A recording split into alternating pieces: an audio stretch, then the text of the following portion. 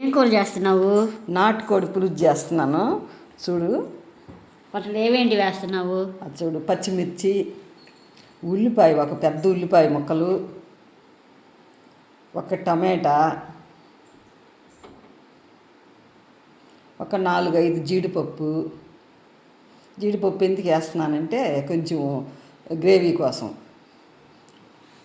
పొయ్యి మీద కుక్కర్ పెట్టుకొని ఆయిల్ వేసుకొని దాంట్లో కొంచెం జీలకర్ర, ఆవాలు వేసాను.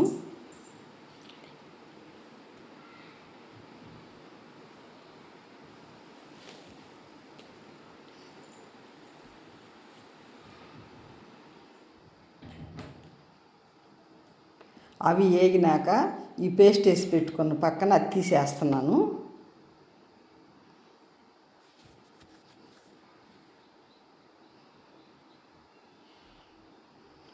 టమాటా, పచ్చిమిర్చి, ఉల్లిపాయలు, జీడిపప్పు అవన్నీ పేస్టు కొంచెం బాగా వేగాలి. అవి పచ్చి వాసన పోయేదాకా వేగాలి.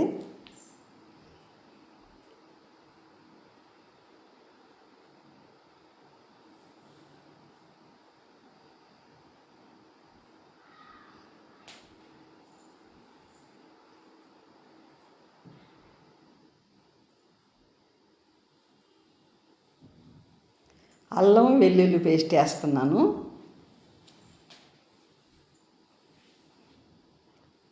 ఇది కూడా కొంచెం వేగాలి.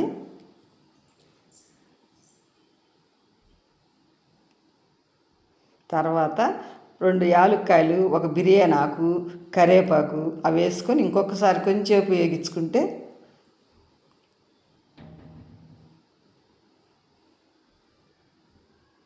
ఇప్పుడు శుభ్రం కడిగి పెట్టుకున్న కేజింబావు నాటుకోడి ముక్కలు వేస్తున్నాను.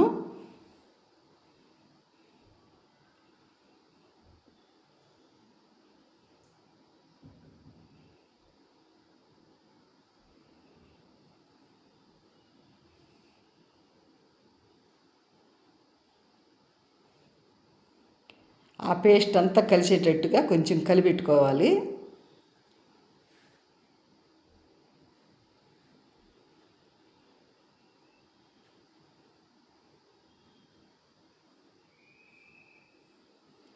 ఇప్పుడు సరిపడినంత ఉప్పు, సరిపడినంత కారం,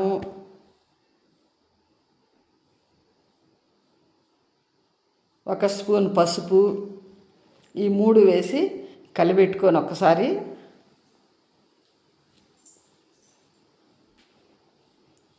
ఆ ఉప్పు కారం ముక్కకు పట్టేటట్టుగా కొంచెంసేపు అట్లే ఆ సిమ్ములోనే మగ్గనియ్యాలి.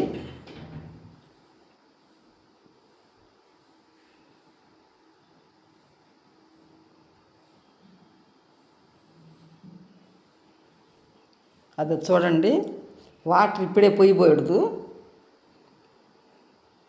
ఆ కూరలో ఉండే నిమ్మకే ఆ నిమ్మంతా పోయేదాకా సిమ్ములోనే ఉడకబెట్టుకోవాలి. ఒకసారి కలిపెట్టుకొని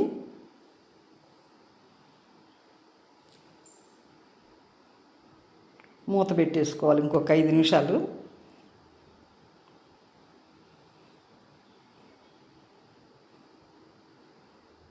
ఇప్పుడు చాలా వరకు నిమ్మంతా లాగేసింది.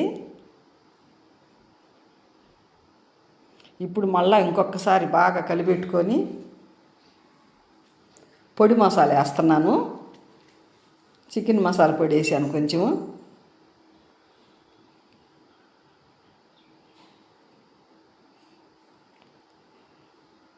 ఈ చికెన్ మసాలా కూడా ముక్కకు పట్టేదాకా ఒక 5 నిమిషాలు అట్లే సిమ్ములోనే పెట్టుకోవాలి.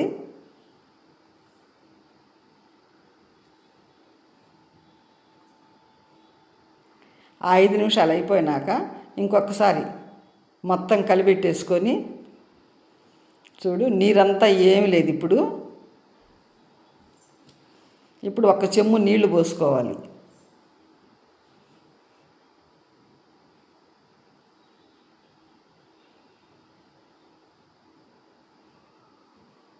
ఒక్క చెంబు నీళ్లు పోసుకొని ఒక 5-6 విజిల్ వచ్చేదాకా పెట్టుకోవాలి. అది చూడండి, నాటుకోడి పులుసు రెడీ.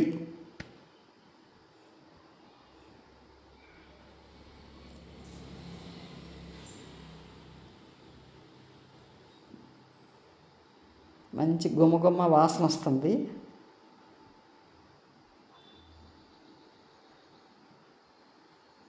పక్కనే అన్నం కూడా రెడీ అయింది. వేడి వేడి అన్నము నాటుకోడి పులుసు సూపర్గా ఉంది.